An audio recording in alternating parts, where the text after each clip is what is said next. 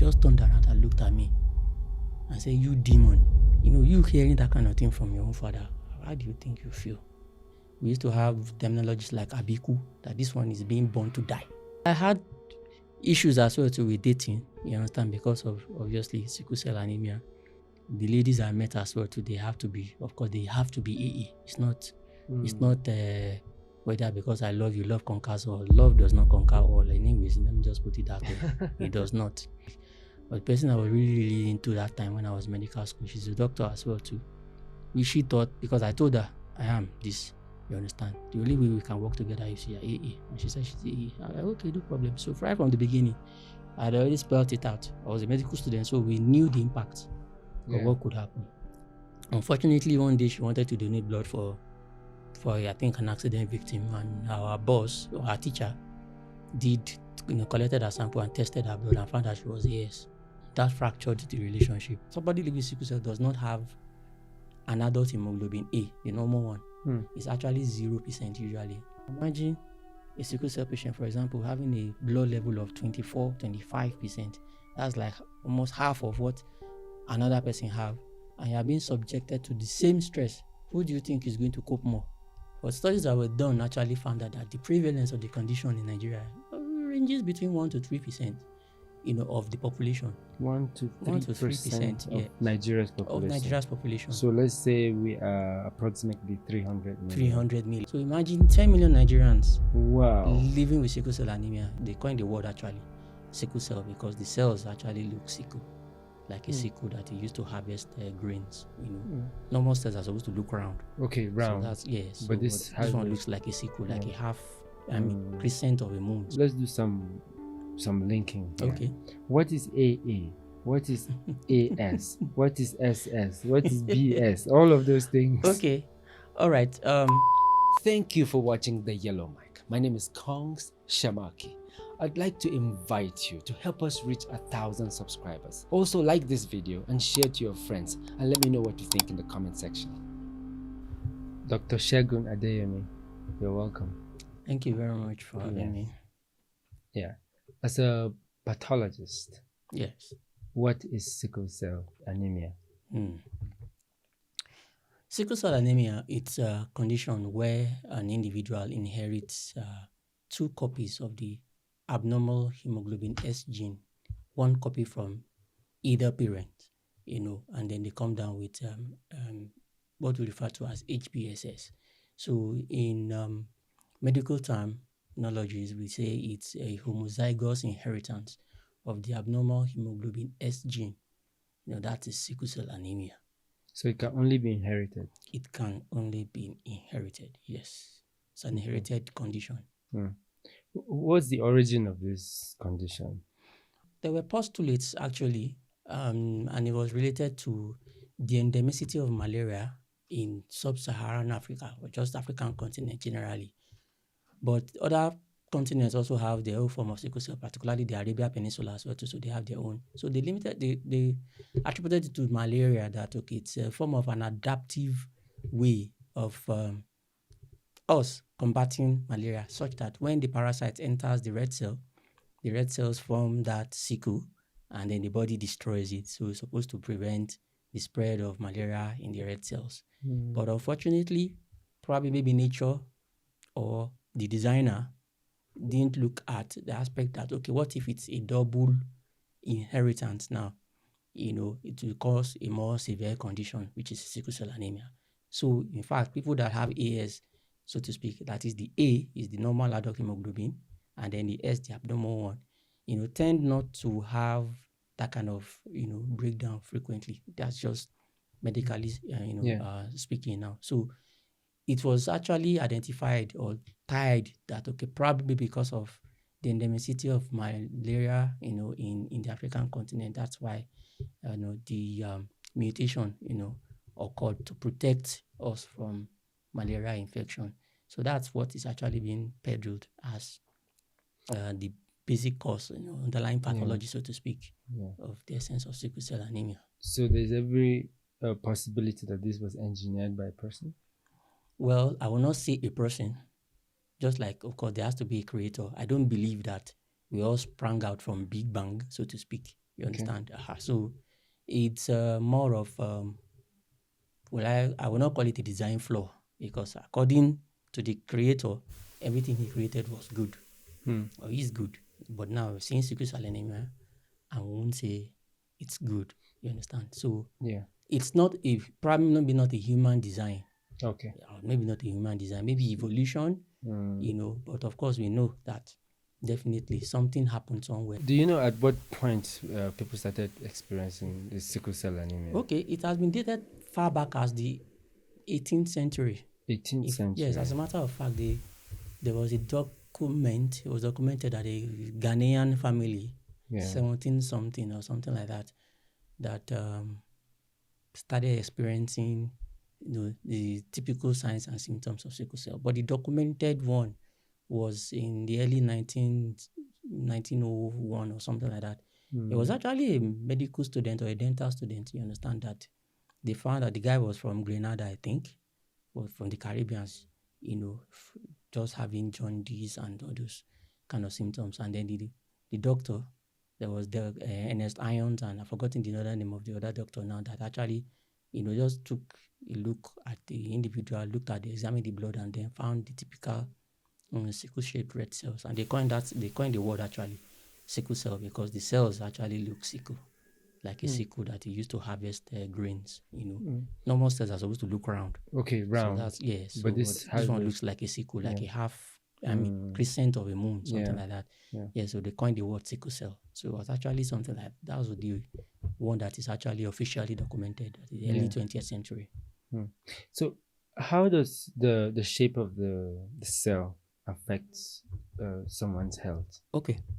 Physiologically, the red cell, the way it's designed, so to speak, it's supposed to be able to squeeze through blood vessels. There are big blood vessels. Just picture highways and I mean roads in between cities and in between houses and stuff like that. You understand? So you have larger vehicles that can ply highways, but they cannot ply roads in between houses and stuff like that. You understand? But the way the normal red cell is designed is that it should be able to go everywhere in a part of the body, even the tiniest of blood vessels. We call it vasculature. It should be able to squeeze itself and go through, to deliver oxygen to the tissues that have come here. Okay, take oxygen, take glucose, take this, take that. You understand?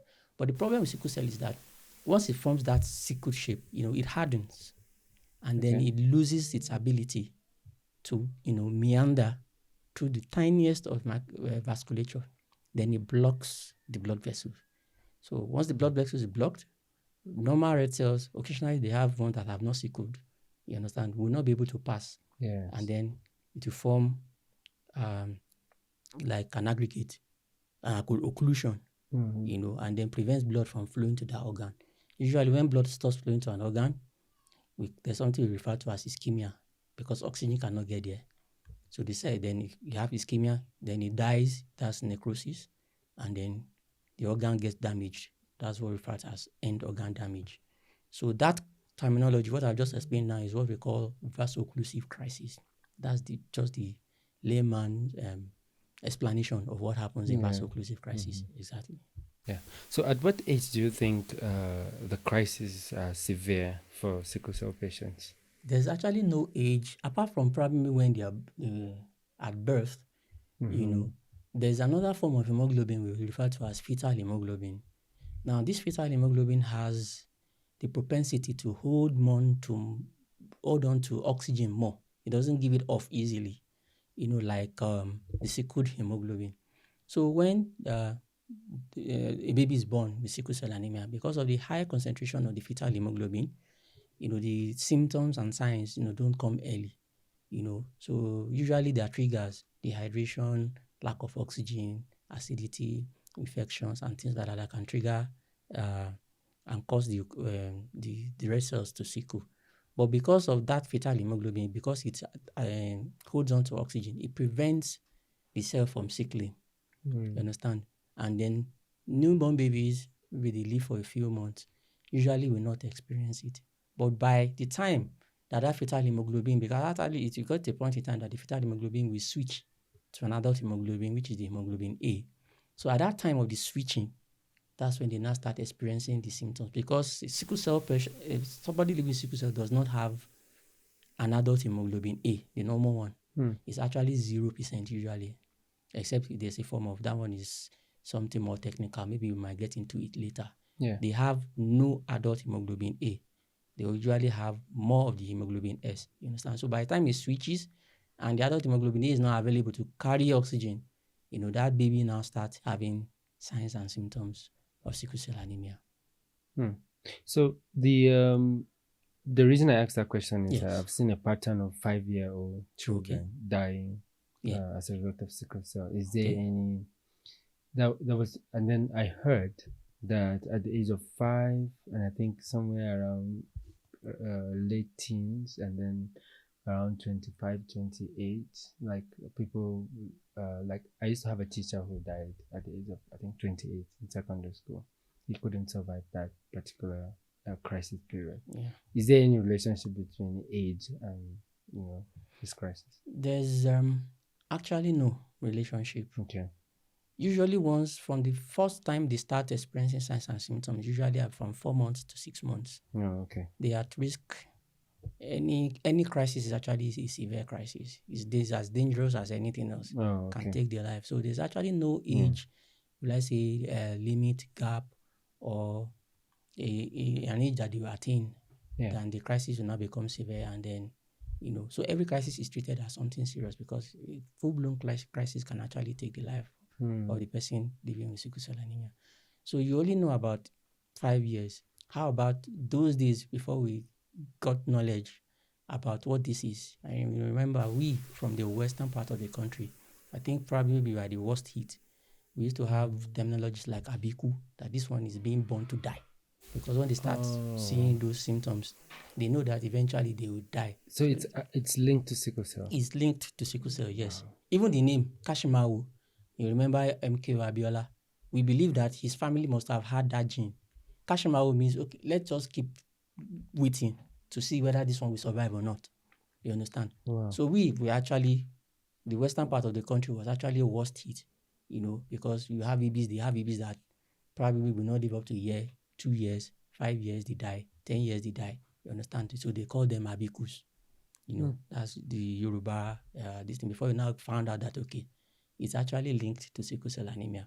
They will have brief illness, yellow eyes, swollen stomach, painful hands, and everything. And before you know it, because they can't treat appropriately, they didn't know what the problem is. They die, and then they say it's abiku, born to die. So that stigma still lives on even till date. There's still, probably maybe peers, use it to label people living with sickle cell anemia, which I think is actually not something and lines to live with. Let's do the math. Okay. What's this case like in Nigeria? All right. The study that was done, I actually also worked on sickle cell anemia patients, in my dissertation as a specialist.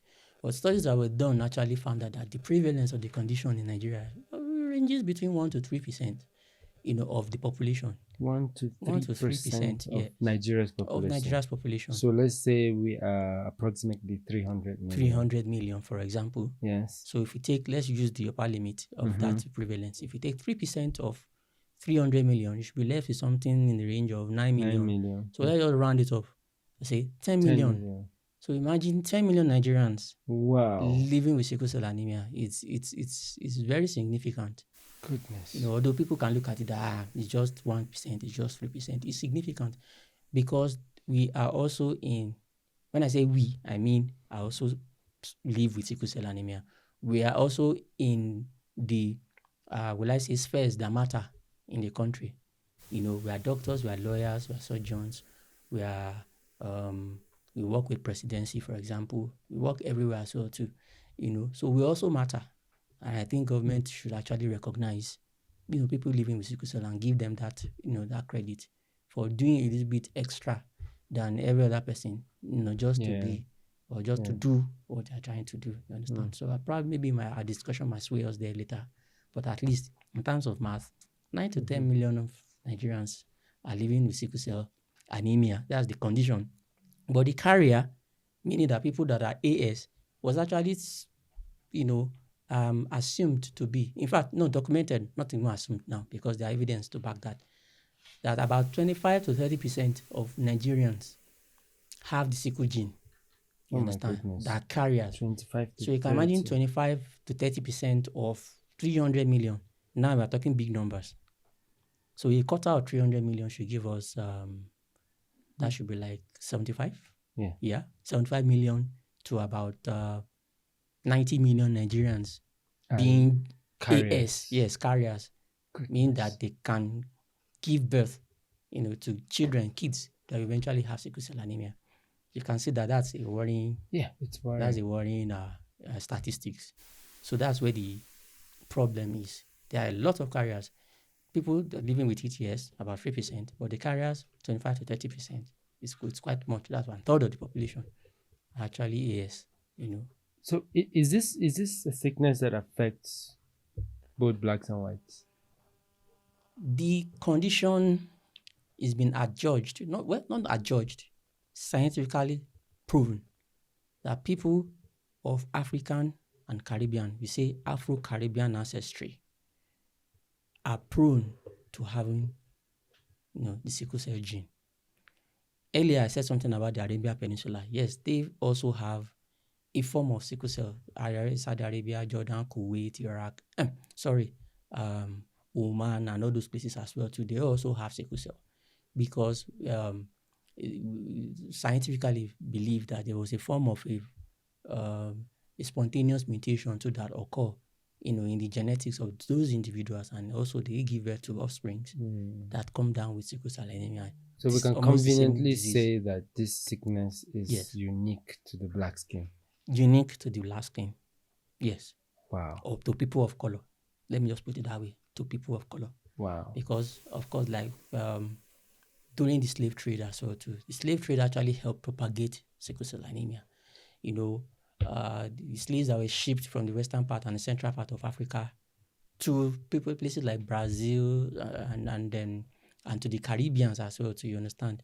So you can actually have somebody that looks white, you understand, that will still have sickle cell anemia because of the ancestry. If you trace it, you find out that, okay, there was somebody that was of black lineage or African, let me use the word African lineage, in the person's genealogy that must have transferred that gene. Because in Brazil too, they have sickle cell anemia. Mexico, Hispanics, they also have. So you mean if a sickle cell person or a carrier gets married to, let's say, someone from maybe a white person who is not a carrier, yes, they could give birth to an offspring that could become carrier? Carrier, yes. Yes. Exactly. And then maybe in the future, if that offspring gets somebody who's a carrier, then they could have a sickle cell. Exactly, yes. According to Darwin's theory of cross-linking. Yes. Let's do some linking here. Okay. What is AA? What is AS? What is SS? What is BS? All of those things. Okay.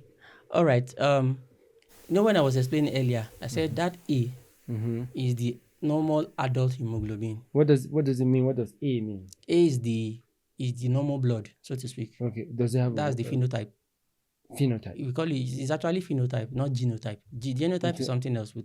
I'll speak about it later. Okay, phenotype. So yes, it's just the way that we identify hemoglobins. There are actually many type of hemoglobins: hemoglobin A, hemoglobin S, hemoglobin C, D, E, O, hemoglobin G, hemoglobin Harlem. There are many types of hemoglobins. The commonest ones, so to speak, A, S, C. Yes. Occasionally maybe F because of babies. ASC. ASC. Yes, there's hemoglobin C as well. Then there's hemoglobin F. That's the fetal hemoglobin. That's what I was talking about. ASF. Yes. Okay. ASCF. Usually these are the common ones. Okay. So a normal adult usually should have hemoglobin A. A is distinction. So let's just use it like that. So you should have hemoglobin A. And then if you subject it to what we call electrophoresis, hemoglobin is actually a protein, you understand? And if you subject protein to current, they actually migrate, so to speak, until they reach one isoelectric point, you understand? And say, okay, because of the charge, it pushes it to a level. So because of that science, we now do a test that we refer to as hemoglobin electrophoresis. it is also called hemoglobin phenotype. That's the one that people mistake for genotype test. It's actually not genotype. It is Okay. hemoglobin phenotype. There's a gene that is expressing that hemoglobin. You understand? So the hemoglobin is a phenotype, is a physical appearance of the gene expressing that hemoglobin. That's why it's called a phenotype. But there's also a genotype as well, to which we'll talk about. So what we commonly do is that it be phenotype, So once you do it, because people have different types of hemoglobins, and you put it under that current, Yes. it start migrating, they start moving until they reach a level in which, just imagine magnets. If you have smaller magnets or bigger magnets, it can push themselves apart to a certain length. So depending on the type of hemoglobin, they move at a certain pace. So that's how you're able to identify them on the electrophoretic strip. That's the paper now. So you can see, usually we do it against a control, a labeled or someone that that, okay, this is hemoglobin A, this is hemoglobin S, so that I can identify it properly. Yeah. So the normal adult hemoglobin is hemoglobin A. And then if you do a test, we call it a high performance liquid chromatography, that's HPLC. That quantifies the hemoglobins. So that's where you see that, okay, hemoglobin A for a normal adult should be about 97 to 98%. A normal adult can have other hemoglobins A2, and you understand those ones are just roughly maybe 2%, But normal adult hemoglobin A should be 98%. Yeah. So on the strip, when they migrate as that hemoglobin A, you just see that one as A band. So that's why they say, because it's one band, they say it's AA. It's just like looking at yourself in a mirror. You understand? A mirror image of yourself should be complete. You should be able to, is it oppose or juxtapose it together, and then there will not be any, would I say, space left over. So because it's the same protein, so it only shows as one band. That's hemoglobin A. So when they say HbAA on hemoglobin phenotype, it's actually wrong, because they are not seeing two adult hemoglobins. They're only seeing one. That's hemoglobin A. Just because it's a mirror image of itself, yeah. So it will align on one. So if it's AS, you see two bands now. You now see the A band, and then you now see the S band as well too, because they migrate differently, so to speak. That's what I explained earlier. So that's why when you see those two bands, you look it against the control, and then you now say, okay, this is hemoglobin AS. So that's the only one that you can rightly say hemoglobin AS. Even for sickle cell anemia, because it's hemoglobin SS. Yes. You only see one band as well. Yes. So that's I'll tell you where the mistakes come from now in some of those laboratories that are not experienced. So you only see one band because it's S. You are putting S on S. You understand? It's the same thing. So it's not double. You don't see double. You only see one band. Yeah. So you can see hemoglobin AA as A on electrophoresis, and you can see hemoglobin SS as S band on electrophoresis. Except if there's a fetal hemoglobin, then you can say SS plus fetal hemoglobin in some people that have fetal hemoglobin. So labs that are quite inexperienced, once they see that one band, some of them will label it as AA, not knowing that the patient is actually, or the person is actually SS. Oh my goodness. That's why it's very dangerous, when you're running laboratory tests. That's what we call quality control. You need to run quality control alongside your test as well too.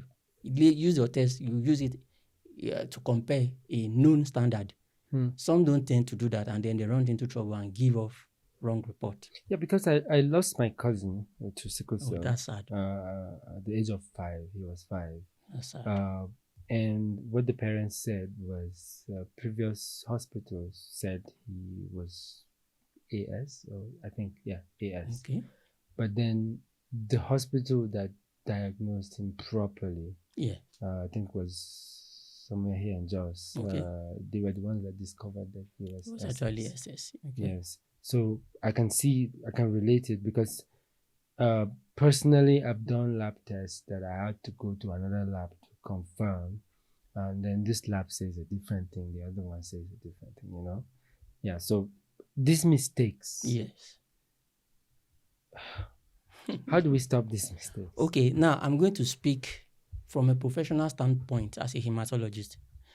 Like I said, government they have a role in all these things, My opinion is that the normal hemoglobin electrophoresis, or the hemoglobin phenotype, should not be the gold standard for diagnosis of sickle cell anemia anymore Okay. in Nigeria. If anybody cares to listen to what I'm saying today, we should migrate to using high performance liquid chromatography. That should be the minimum gold standard for diagnosis of hemoglobin phenotypes for everybody. Whether you are hemoglobin A, you are hemoglobin S, SS, AC, whatever, you understand. Yeah. High performance liquid chromatography, HPLC for short, that should be the gold standard for diagnosis. Because what that test does is that it does not only identify, it also quantifies the hemoglobin. Now, for example, let me explain another concept. There's also another condition that we refer to as thalassemias. People don't know much about this. I think it was not until, was it 2020 or 2019 or 2021, and I spoke, I think it was on an audio show about thalassemias, and people were like, oh, slow down. We have not finished with sickle cell. You are talking about thalassemias. What the heck? You know? So there's actually another condition we refer to as thalassemias that can also mimic sickle cell anemia. Wow. Although it's not too common and we don't look out for it, but it's there and it has destroyed homes as well too. So hence the reason why I said we should use HPLC as the minimum gold standard. You can do genetic tests, DNA, PCR, and all those things. Usually that's what in US and Western countries, that's what they do for babies, particularly from African descent, of Afro-Caribbean descent. They do their PCR when they get their blood to know whether that one is now genotype, because they are looking for the DNA. They're looking for the codons that code for those hemoglobins. So they see it. Once they see, they know this baby has sickle cell anemia. Even right from day one, they can tell. That one is very, very sensitive. But at least for us here, we can do PCR actually. But for us here, for mass screening and diagnosis, not even screening, you can use the electrophoresis for screening now. Relegate it to screening. But for diagnosis, use the HPLC, minimum gold standard. Now, what the HPLC does is that it identifies, like I said, the hemoglobin, and then it quantifies it. Like I said, a normal adult with hemoglobin A should have 98% hemoglobin A, and probably be 2% hemoglobin A2 and all the other sub-hemoglobins. Then, a person living with sickle cell anemia, HBSS, does not have hemoglobin A, so the person will have 90%, 90% of hemoglobin S. Then the other 10% can be other forms, maybe fetal hemoglobin or maybe other forms. Then somebody that is SC as well too, it will tell you that, okay, this person is SC and the hemoglobin S is 50%, the hemoglobin C is 50%. Just like AS as well too, it will tell you this person is AS, so yes, the hemoglobin A in this individual is 60%, hemoglobin S is 40%. Then you truly know that this person has AS. But the danger for people that call themselves AA, I call them dangerous people. Reason being that, I explained something about the mirror image, the A being overlapping itself on that paper. The thing is, if the person has a thalassemia, now let me talk about thalassemia. Sickle cell is a point mutation. It's a disorder in which, let's say you have 50 naira notes, numbered 1 to 100. You understand? And the number 7, you remove that 50 naira note, 50 naira note, and replace it with another note entirely. You understand? Just put it there. It's still 15 naira. But it's another number. So you have 1, 2, 3, 4, 5, 6. Instead of counting 7, 8, 9, 10 to read it like that, it will not be able to identify that 7, and then it continues. That is a problem in the body usually when things like that occur. We call it a mutation. That's a point mutation. You understand? Okay. So because of that, when the body tries to read, as I said, sickle cell gene, it produces the hemoglobin. So when the body is reading it, 1, 2, 3, 4, you should read it 1, 2, 3, 4, 5, 6, 7, 8, 9, 10. Okay, I'm supposed to produce this type of protein. But because there's that change in that numbering, it produces another type of protein. You understand? And once it produces another type of protein, it has altered the physiology of that protein itself. So for example, now, medically, on the position, I think is it position 6 now, 7? I'm mixing words together now. So on that position, you have a glutamic acid, so to speak, is an amino acid, is being replaced by valine just because of that point mutation. Now, that valine, when it's exposed to insult, for example, dehydration, acidity, infection, and everything, that's when it congeals, it forms that sickle, it forms crystals, and then the cell forms sickles, sickle up. So that's the problem for sickle cell anemia. Now, in thalassemia, is a disease of numbers. The thing is, you should be able to find 1 to 100 normally, like I explained. Yes. But you can get there and find only 50. Where's the other 50? Disappeared. It's not found anywhere. So the body will read that 50 and produce a type of hemoglobin as well too. So something has to carry blood now. Yeah. Nature abhors vacuum. That's it. That's what we say. So to produce something, but it will not be quality enough to do the job of an adult hemoglobin for a normal human being. So for someone that's AA now, because of that thalassemia, the person only has 50% because the other half is gone. Yes. So on electrophoresis, if you do the normal test, you'll see it as HbA. So you think it's AA. Wow. You understand? But if you now go and do electrophoresis, HPLC, so to speak, because it quantifies it, and I said earlier, it should be like 98%. Now, when you now see somebody with hemoglobin A 50%, then you know that there's a problem. This person, lo and behold, this person will not have a crisis, will not have any reason to come to the hospital, except maybe something else happens or something, you understand? But related to blood issues like this, will never come because the adult hemoglobin, the person's blood level will be lower than normal, but it will still be enough to carry him around. You never know. But the complementary A is absent. So now, such individual that calls himself AA, that has hemoglobin A, 1A, and then the complementary A is absent, marries someone that is AS because he believes he's AA. Now, if you go by that downwind cross-linking, you understand, it will get to a point in time that the absent, the space where the other half of the hemoglobin is supposed to be that is absent, will attach to the S of the partner. And then you have hemoglobin S naught that's absent. That S naught means the one that is absent. So this condition is sickle cell anemia. But the type of inheritance now is not, I said something about homozygous being SS. Same copy, 2 copies now. Now, this person has only inherited 1 copy and the complementary one is absent. So there's nothing to inherit again. So that's S naught. So this type of inheritance, we call it compound heterozygote inheritance. That's the one that happens with sickle cell with thalassemia. So the person is HBS. Now we now label them HBS beta thalassemia, so to speak. That person will have the same condition, the same sign, the same symptom, the same severity, the same complication as that of hemoglobin SS. So somebody that have hemoglobin S absent and hemoglobin SS, we have the same thing. So now the fear now is that because I have done the hemoglobin phenotype and I'm AA, my wife is the AS, most likely she must have gone to meet with another man. That's where she got the other S, and that's why the child is SS. Not knowing that he that's AA actually has the thalassemia. Wow. That's resulting to the the sickle cell anemia for the offspring. Wow. It has happened before. Wow. It has broken families. It has changed people's lives. You understand? So the things that we see in medical parlance that we don't get to speak out there, I don't get to throw out there. Question, sir. Yeah. This standard, this minimum standard you're talking about, Exactly, is this yes. something that can be done in the villages? No. Even in the cities, it all depends. If the city have the facility, you understand? It's not something too common, but I think individuals and then government now, they are trying, to bridge the gap of, diagnostics or diagnosis, so to speak. Let me not limit it to sickle cell anemia.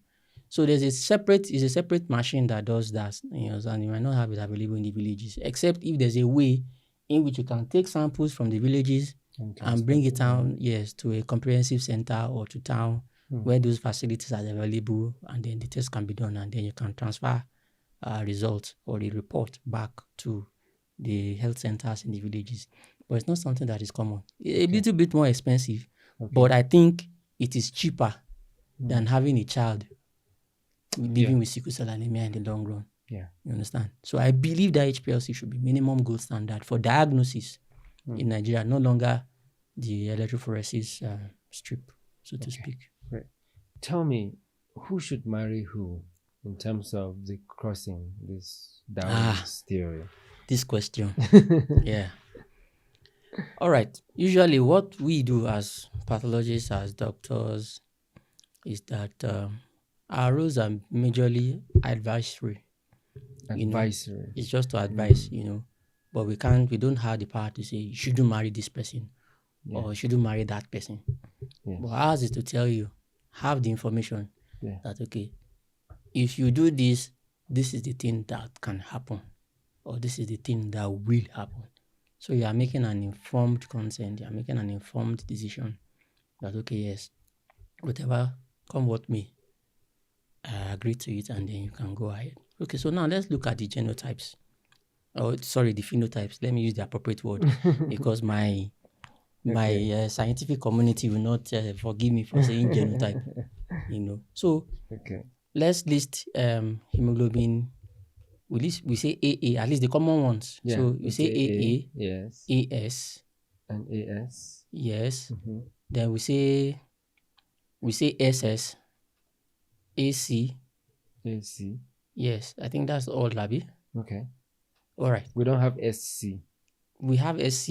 Then we have SS as well too. So there's SC. There's SC, yes, SC too. Particularly the southern west part of the country too. Western part of Nigeria. Yes, usually have people that have hemoglobin C as well too. It's a form of a sickle cell as well too, but it's the way it happens is the same thing I explained, but it's just that it's another type of protein that comes in. So it doesn't give the S, it gives the C phenotype, So someone that is also SC also suffers the same symptom like SS. You understand? Although they may not come down with crises as frequently as SS, but they tend to have more of the end organ damage than SS because they don't come to the hospitals for treatment and everything. So the damage goes on and then they have all those complications more. So there's also SC. So that we don't call SC sickle cell anemia. We tend to call it sickle cell disease, so to speak, because the other sickle cell syndrome, anybody that has S in his hemoglobin, you understand, we say the person has a form of a sickle cell syndrome. So AS2 is under the sickle cell syndrome, but the person is a carrier. SS is sickle cell anemia. SC we refer to as sickle cell disease because it's not homozygous S. That is, the copies are not S. One is S, one is C. You understand? So I think we did mention something like that earlier. So there's also SC as well too. All right. So AA is the standard. Okay.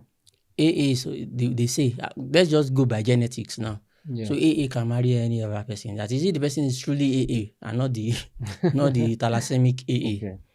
AA can marry everybody. Can marry AA. So AA can marry AA. Everyone. Yes. AA can marry everybody. Then every other person will marry AA. So that's what it means. Oh, okay. So every other person will only marry AA. Yes. Only. For it to work.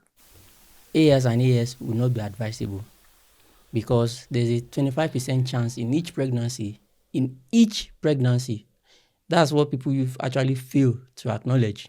We'll get there. In each pregnancy, there's a 25% risk that the baby will be sickle cell anemia. If you do AS and AS crossing now, you understand? AS, you cross it, AS and AS. Yes. So the first A on the father, when it matches with the first A of the mother, you have AA, right? Yes. So these are possibilities. Yeah. So the first A again from the father, if it matches with the S of the mother, you have what? AS. Okay. Then the second A of the father, the second A now. No, we finish with the first A. Okay, if it's AA. Yes, if it's AA. Yeah. So the second A now. Yes. If it matches with the first A of the mother, yes, you have AA. Then the second A, if it matches with this A again. Yes, if it matches with the S then we have of the AS. mother. You understand? Yes. So AA and AS, these are the outcomes. Yes. Possible outcomes in each pregnancy. So that means 50% of chances that AA and AS, when they get married, they will have a child that is AA. right? Yes, yes, yes. You have yes. 2 AAs and 2 AS there, Yes, yes, right? yes. So that means in each pregnancy, 50 they carry 50% chance to give birth to someone that's AA Yeah. and to give birth to someone that's AS. That's Yeah. that's it. Now, if you cross AS and AS Okay. AS and plus AS. AS, now Yes. let's do the same First crossing. A. First A to the first A of mother, you have AA. First A to the S. S of mother, you have have AS, right? Yes. Then the second S of the father with the to the first A here. of the mother, yes, you have, AS. and then the S of the Yes. father, and then the SS, you have what? SS. Good. So is it possible that AS Yes. can give birth to just one sickle cell baby? It's possible, yes. And it's Or also possible for them to give up to all 10 sickle all cell. sickle Yes, cell. yes. Because the risk is in Goodness. each pregnancy.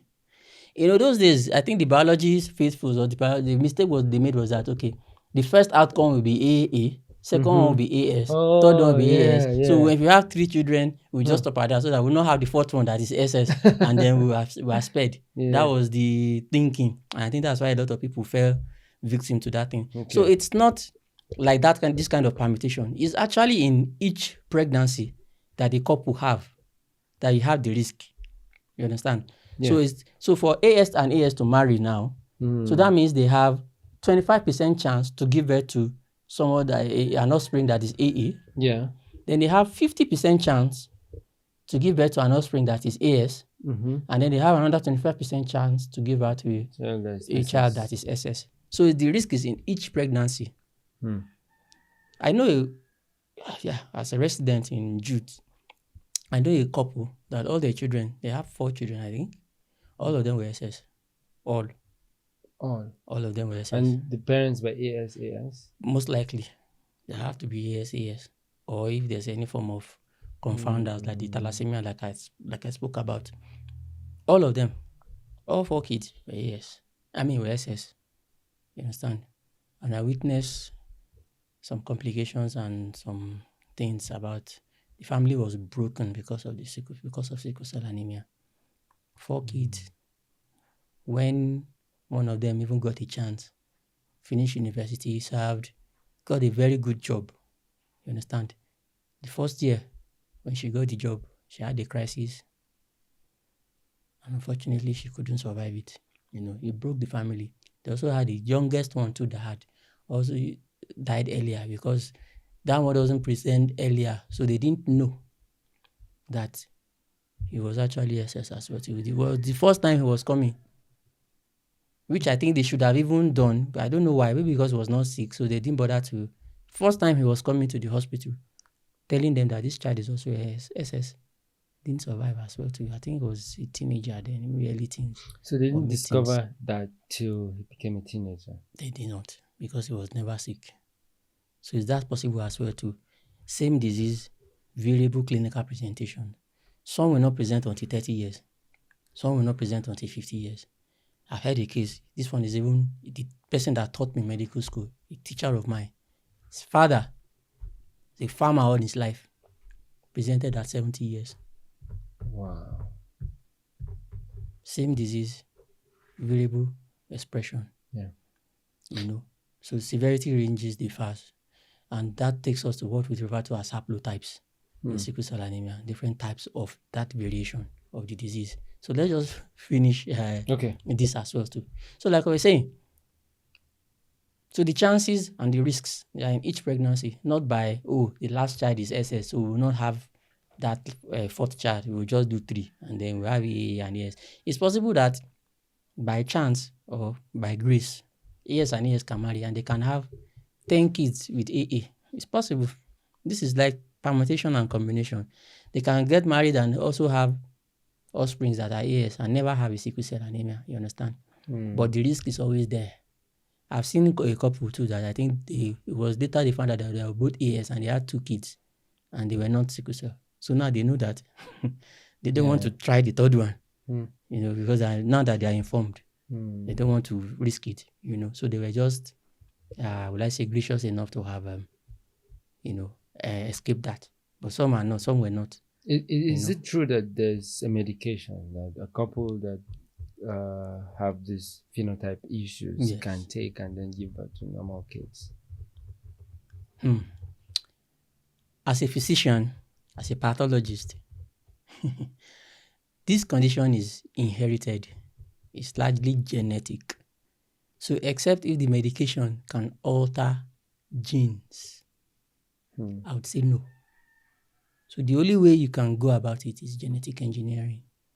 That is, you engineer, what we mean by genetic engineering is that if that couple, AS and AS now, let me just use that word, discordant couple in this regard. If this discordant couple now want to have a child, there are new techniques now that are available. You call it, sometimes there are some of them we call them pre-implantation genetic testing. Okay. So they will harvest, their seed.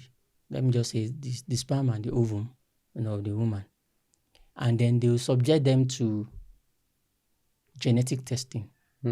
So the ones that lack that DNA that carries the sickle gene will be weeded out. Okay. And then the ones that have the normal gene will be allowed. And then, that's assisted reproductive technique now. That's IVF and all those things. So that's the only way they can do it. So they only pick the ones that lack the S gene and then allow it to form an embryo, and then they will implant back into the mother. So that's the other one. That's the only thing that they can do about that as well too. So there are other tests too that they can do. I'm not so much of into genetic engineering in that aspect, but at least I'm aware, that even before the woman they can harvest the woman's eggs, you understand, and select the ones that lack the S gene, so that anytime they want to have, they can bank them, can bank sperm, bank over. So anytime they want to have kids, if they don't do it physically, they can go to the laboratory, and then they can do it, and then they implant it for her, and then she carries, them to term. So that's the only technique that I know now. That that's AS and AS. You can get married, but of course, those kind of things, the way it sounds massive, you know that it's not cheap. If they have the financial powers, then they can do that. Another thing now is this new thing about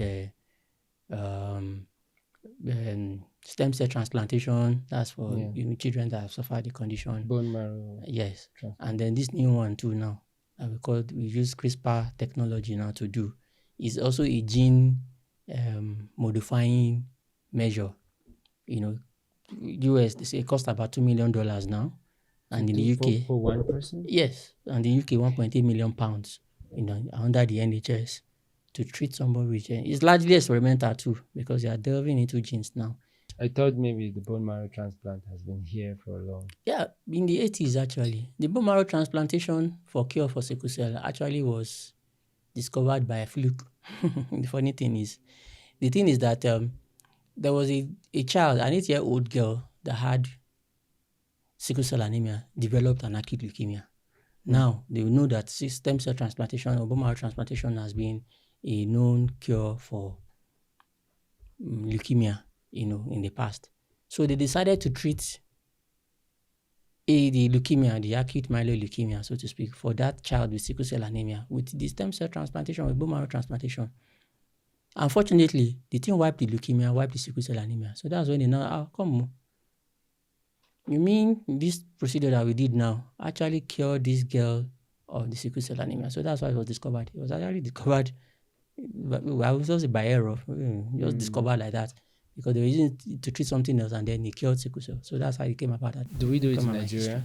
Yeah, there are people that do stem cell transplantation. And how much does it cost? I've forgotten now. Now that things have gone haywire. I know at a point in time it used to be about 10 million. So 10 now million I tend to multiply things by 3. So that should be maybe around 30 now in Nigeria, probably more.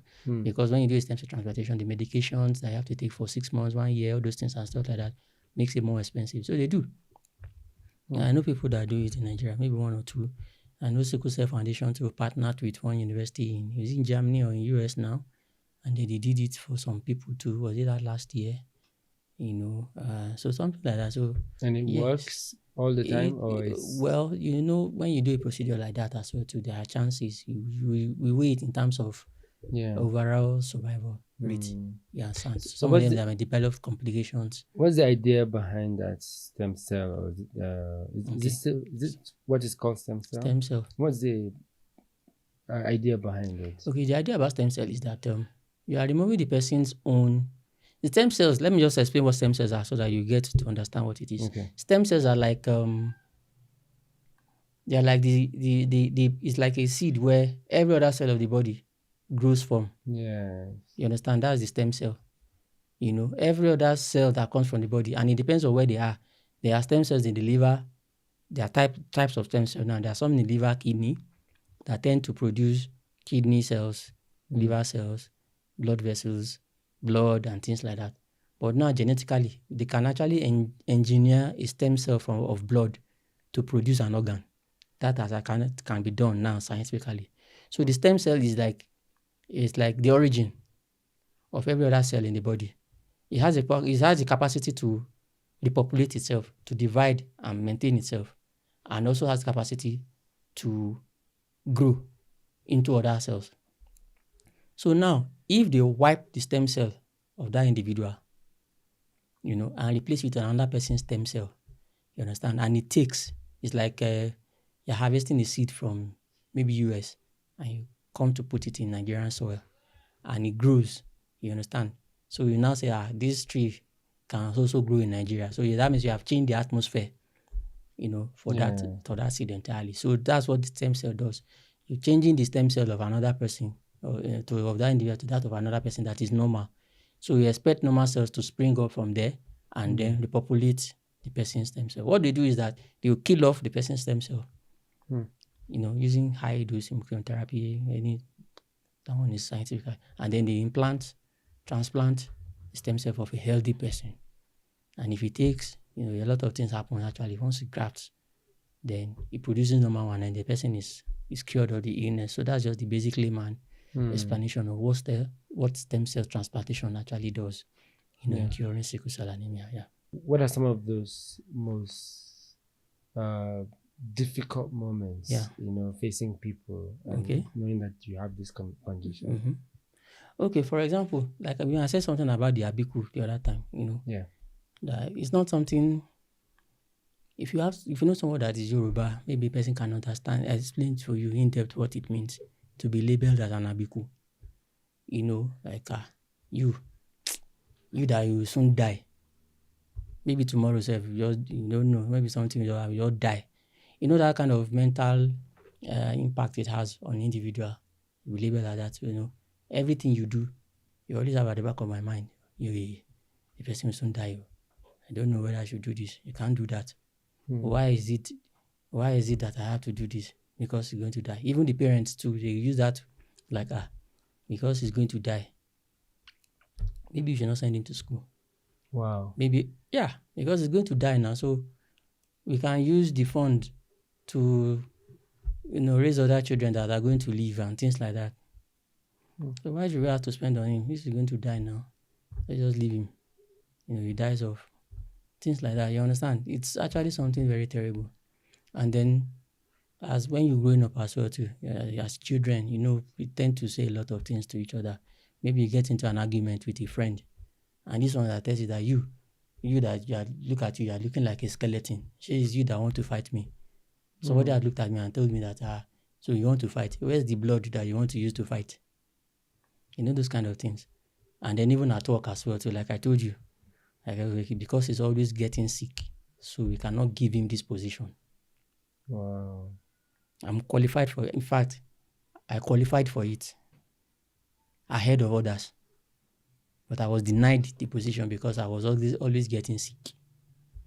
You understand? Yeah. So those are the type of stigma. Or at times when you're at work, because you are overwhelmed, I sit down and they say, there's a patient that I need to go and see something. I need a moment. And they're like, this lazy twat. You understand? So all those things that sometimes they whisper at your back and you get to hear, you know, it builds up. You know, there's a way it affects your psyche.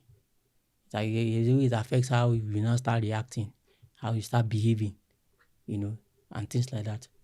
So it's not, it does have its impact, on, that stigmatization. It does. For example, an average sickle cell patient, will have PCV ranging between 17% to, let's say, 30%. 30% are lucky enough, at least 30% they can go around and stuff like that. While an average adult human being should have, let's say, nothing less than 40%. So you can imagine a sickle cell patient, for example, having a blood level of 24, 25%. That's like almost half of what another person have. And you are being subjected to the same stress. Who do you think is going to cope more? Power of life is in the blood. Even the Bible says it. You understand? So if your blood is half of normal, it's as if you have half power to contend with people that have. So you can just imagine. Yes, I'm explaining as if it's mass, but this is reality. I can say it because I have experienced it. I feel it. I know it. Let's run 100 meters now. Probably around 30 meters, I'm panting because I don't have enough blood to carry me.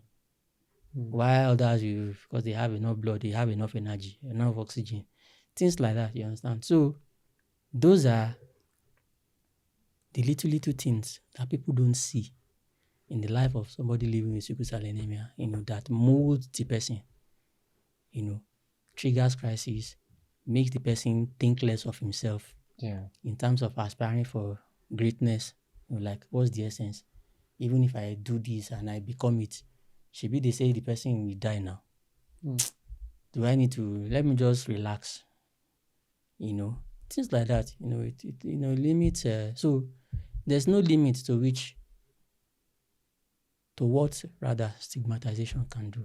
In the life of a person living with sickle cell anemia, it's a terrible thing. It's a terrible place to be. There was a particular one that offended me the most. Yeah, and the reason why it's offended me, I've not shared this. I think I told my wife about this. The reason why it offended me the most was that it came from a loved one. It was my father. You understand? I think I was in GS2 or GS3 that time. You understand? She been to be my fault now. Something happened. I got sick. I need help. Take me to the hospital. And I'm sure that was frustration as well too. He just turned around and looked at me and said, "You demon." You hearing that kind of thing from your own father, how do you think you feel? I don't blame him really.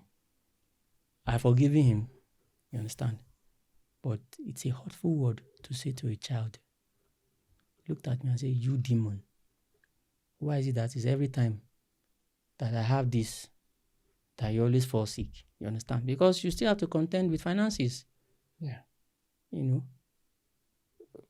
Hospital bills are not really cheap and things like that. So the social aspect, these are the things that have molded me to the person I am today as well too. Today my father is late, but he's still the greatest man alive left for me. I mean, that had lived left for me. I'll never hold it against him, because the same person that said that was the same person that nurtured me to life when I was sick. You understand? So there's no way I can count it against him. But it's something that can come from anywhere. Even your own personal person can look at you out of frustration that what is it now? Is it only you? Within 1 month you have been sick like 6 times. Money that we have used to buy land, to buy car, to send somebody else to something, to sponsor another person, you put it in your medical bills just for you alone. What is it now? You just could go and die. Not that kind of thing. You understand? I'm not saying he said that, but I'm just saying now. That might be another person's reality. So why should we have to waste so much funds on him? Because he's going to. So why? So just picture that. So it's a whole lot.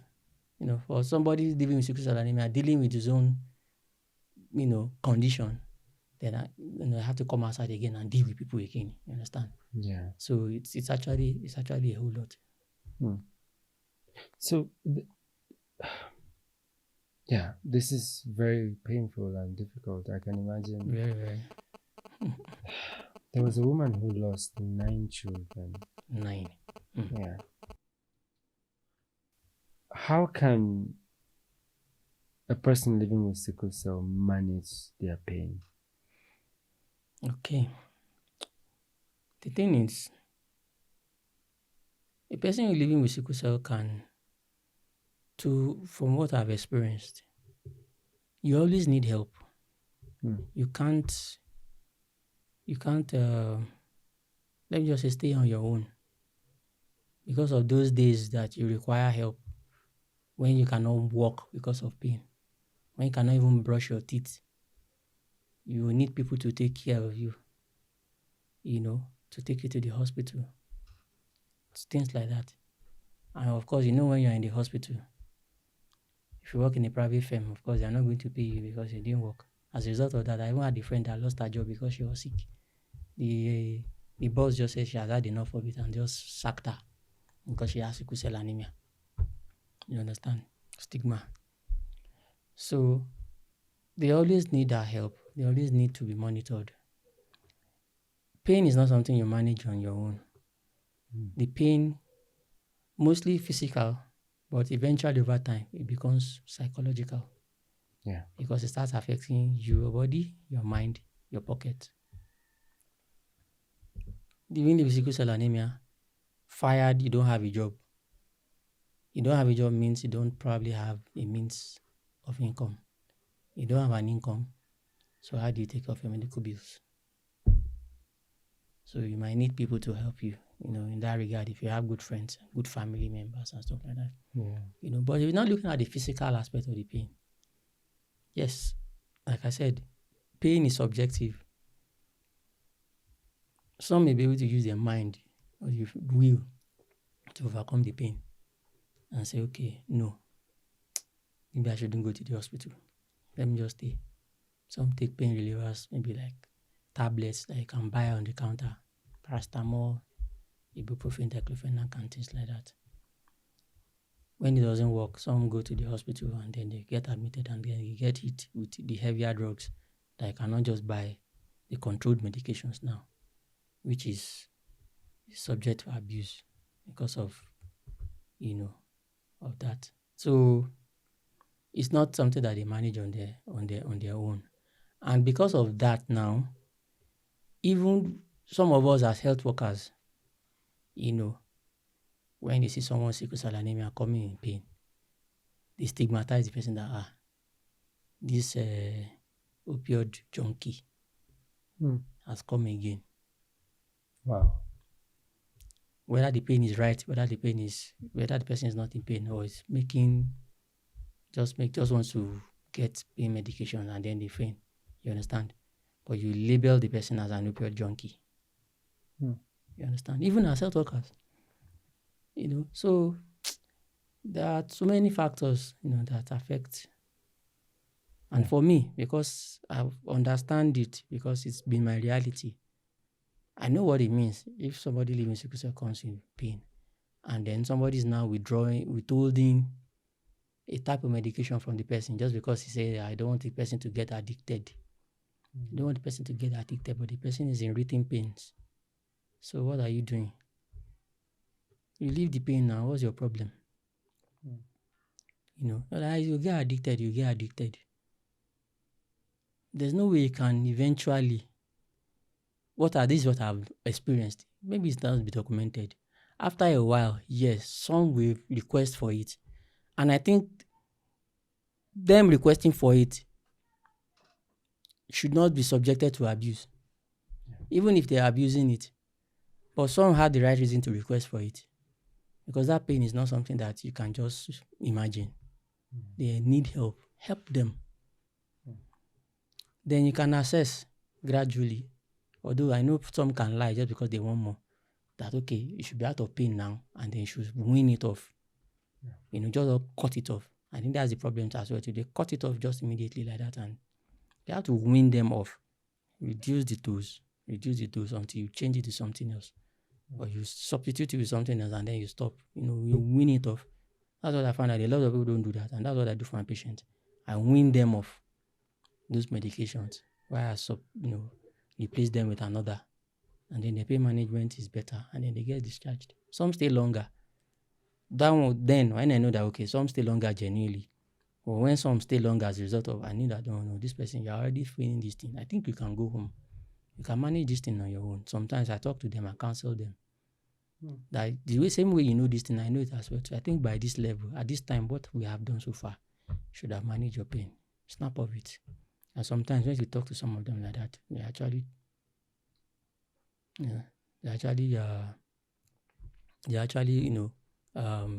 comport themselves and then they go. So I've seen them as well too, in that regard. So when they ask for it, don't label them as opioid junkies and stuff like that. Okay. Dr. Segun, walk me through, why are you a doctor? At what point did you decide that you were going to be a doctor? I had a very loving mother, as in she's very, very calculative. She has been singing it into my consciousness as early as I can remember. Even when I'm taking my bath and she's bathing me, she was like, "So you're going to be a medical doctor in the future," that kind of thing. Wow. When you start singing it or saying it into the consciousness That's of a your child. mom? Yes, that was my mom. So she always encouraged me, test, exams, anything that you must read very well because you're going to be a doctor, so you must know everything. My father also knew about that whole concept that maybe your mother has been telling you that you are going to be a medical doctor. So okay, no problem. One day I just came home. My dad had already bought JAMB form. Had already filled the JAMB form. It was just for me to come and append my signature. Lo and behold, he had fixed it. He has put the course there, medicine and surgery. I was like, Daddy, I was going to do computer science and engineering. He said, no, that is medicine and surgery. He has already written it there. So it's not going back. So it was cast in stone. There was no way I could change it. So I fixed my signature and then it went, and that was it. I wrote my GCE 1998 in SS2. And when I was writing that GCE, I had a crisis. I was literally in pains from day 2 till the end of GCE exams. Wow. And I refused to go to the hospital. I was writing my GCE in crisis. How did you choose pathology? Is it something related to your experience? Yes, it is largely. Although medical school, I excelled in various aspects of medicine and surgery. I wanted to even be a neurosurgeon. But that took a turn when I was an intern. I was assisting one of my senior colleagues doing a surgery and I collapsed. So that day I thought that, okay, what if I was the main surgeon and this happened to me? What would have become the fate of the patient?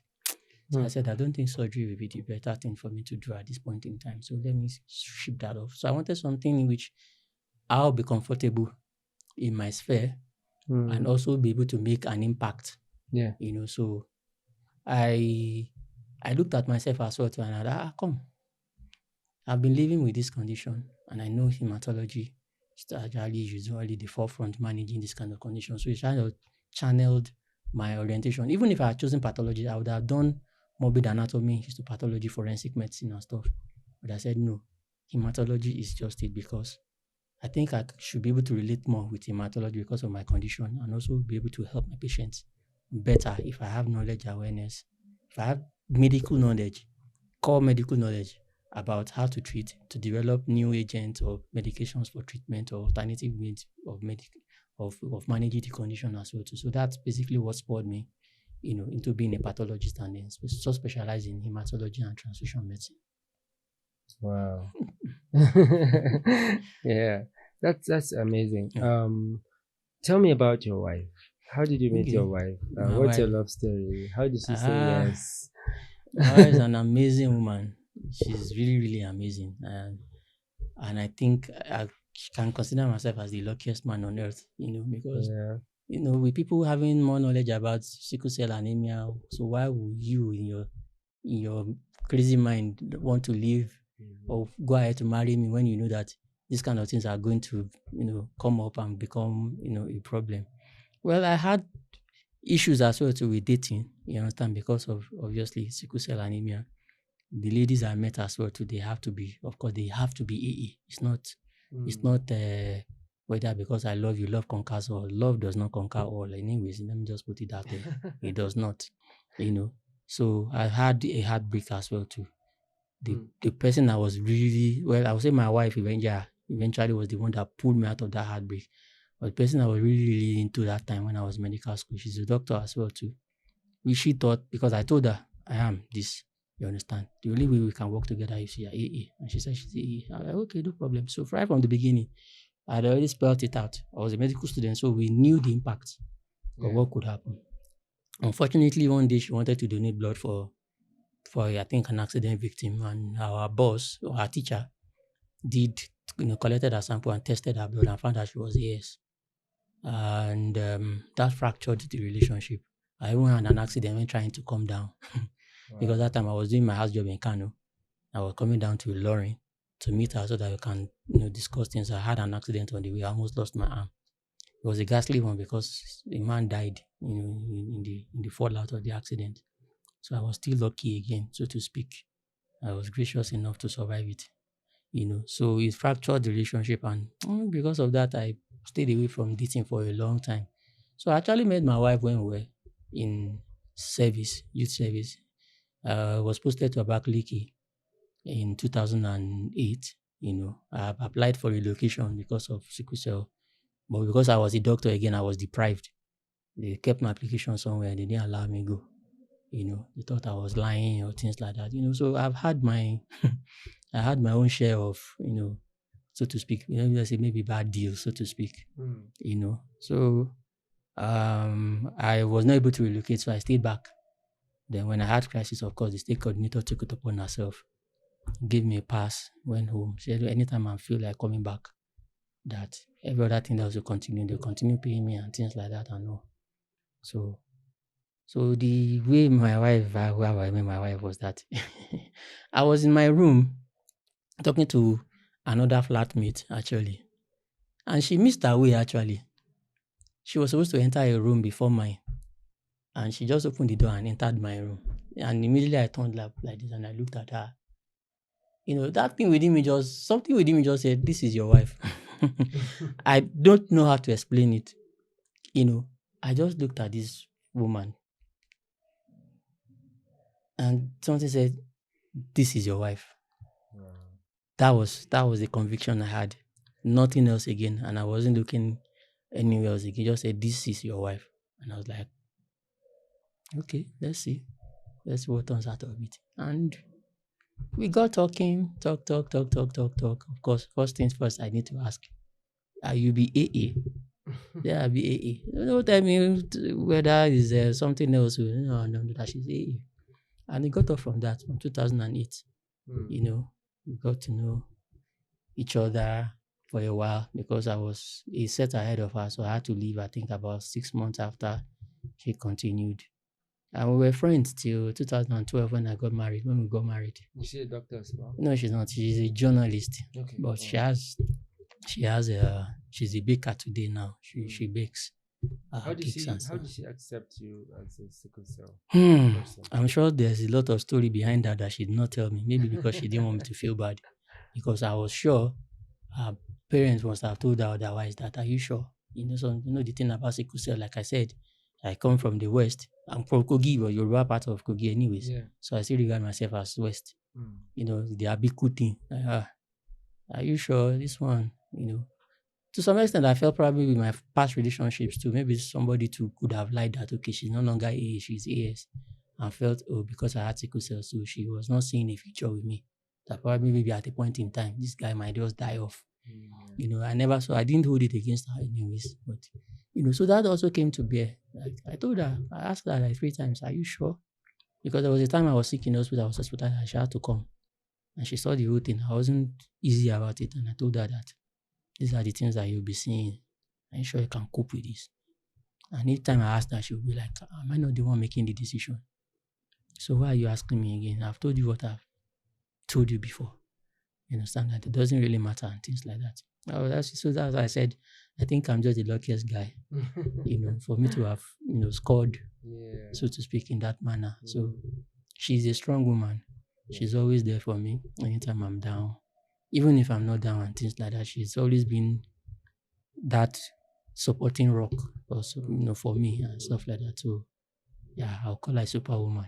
So with your children now, are you affirming that children with AS don't Yes. easily come down with malaria? Yes, well, medically speaking, and if you go by physiology, Yeah. you shouldn't actually frequently come down with malaria. Yeah. But I think one of my daughters do anyways. But the funny thing is that they don't listen, children. Close the door. Those they will not do. They get bitten by mosquito in the morning. They come and show me, Daddy, mosquito bite, mosquito. I said, I told you now. Don't open the door. Close it. So, but I believe they fall less ill to malaria because of what medicine has actually, explained with that red cell being sickled if it has a sickled hemoglobin, and because of the change in the nature of that hemoglobin, the body can destroy it and will prevent the malaria from spreading to other cells. So they can also have it anyways, but the risk might be less than people with that than AA. But in people that have SS, it actually triggers crisis for them because the body will destroy more of the sickle cell, and then they'll have a crisis, especially a hemolytic crisis. They can also have abuse as a result of that as well too. So that's it. Wow. Really. So in closing, I want you to speak to that one person Okay. that is losing hope, Okay. that has no hope again because of their condition. Okay. Sickle cell. All right. Living with sickle cell it's a challenge. No wonder why they call people living with sickle cell warriors, because the fight is an everyday fight. And you have to come out tops every day to be alive. So what I have to say is that if I'm being benevolent enough to be here speaking on this podcast, I've had near misses as well too. You understand? Just do not lose hope. Another secret is that just be joyful. Don't let anything rob your joy. That's one thing I've learned. Just be joyful. Be happy. The Bible says that a broken spirit dries the bone. So don't let anything break your spirit, not even sickle cell. Believe in God. Do what you need to do. Drink lots of water. Eat well. Rest well. Know your triggers. Know your limits. Do not be dismayed. And do not let anybody talk down on you because you have sickle cell or not. Because it's not of your own choosing. You understand? The more reason why you should show more resilience, that yes, you can fight this thing, you can beat it, because you have something to show and you have a story to tell. That you are who you are, not defined by sickle cell anemia, but you are who you are because of the way God has created you to be. So hang in there, don't lose hope. Remain focused, remain strong. And I believe all will be well at the end of the day. Dr. Segun, thank you so much for your time. Thank you for having me once Thank you more. for taking the time to share your personal story and your experience. It's a pleasure. I wish you all the best. Thank you. I'm sure that what we've discussed here will go a very long way in enlightening people about sickle cell and giving hope. Yes. Yes. That's the essence. Yeah. Of the discussions, and also to give, just like you said, hope, even to parents that have children with sickle cell anemia. So don't say because they have sickle cell anemia will not sponsor them. They can aspire to be everything great there is to be. So you just have to be supportive and nurture them to their aspirations as well. Yeah. Thank you for watching The Yellow Mic. My name is Kongs Shamaki. I'd like to invite you to help us reach 1,000 subscribers. Also, like this video and share to your friends, and let me know what you think in the comment section.